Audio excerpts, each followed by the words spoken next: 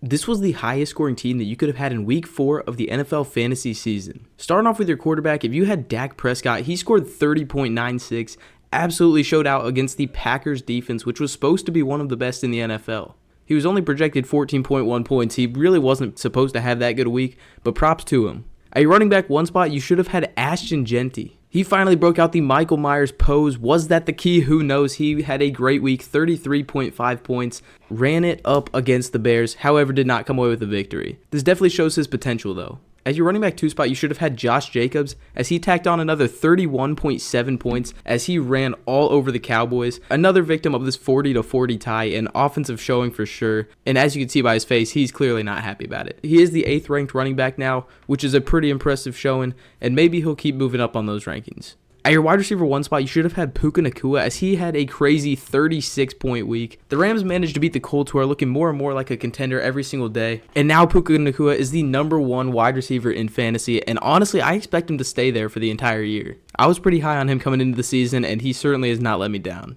At your wide receiver 2 spot, you should have had George Pickens. Once again from this Cowboys-Packers game, the Packers absolutely did not know he was on the field. They could not guard him. Carrington Valentine did not know where he was at any point during that game, and you could see it because he scored 33.4 points, showed up in the absence of CeeDee Lamb. At your tight end spot, you should have had Dallas Goedert. This guy somehow keeps managing to make this list every single year. He scored 19.7 points in the Eagles' victory over the Buccaneers and has moved himself up to the #11 tight end in fantasy. He's certainly a consistent guy, and I expect him to remain pretty good this season. At your flex spot, you should have had Kenneth Gainwell. I don't know what caused him to go off, but this guy ran all over the Vikings over in Dublin. Perhaps he's got some Irish in him. I mean, look at that smile, man. He's still only the 19th ranked running back. 31.4 points would have been nice for anyone who'd started him, but I'm going to have to guess that most people did not start Kenneth Gainwell in their leagues this week. Then in your defense, you should have had the Lions. They had a dominant performance against the Browns, which honestly is not surprising, but still 20 points, great showing. The Lions are now the #4 ranked defense in fantasy and will probably stay pretty high just based off of their roster and who this team is. And finally, at your kicker spot, you should have had Cairo Santos. It was a kicker fest in Chicago, and given their history, they probably should hope to get away from that before the playoffs.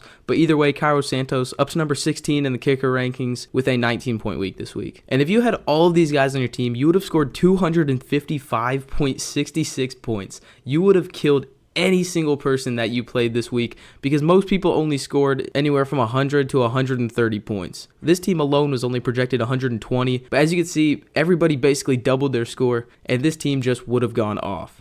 And this was a pretty doable team as well. I think you could have made this team if you drafted correctly. But even if you only had a couple of these guys on your team, they probably helped you to a victory this week. But let me know down in the comments. Did you have any of these guys? Did you come out with a victory? I know for me, I had Puka Nacua and Josh Jacobs, and it was certainly a good week. And if you did enjoy this video, be sure to subscribe. It would help me out way more than you think. And be sure to be back for next week's video.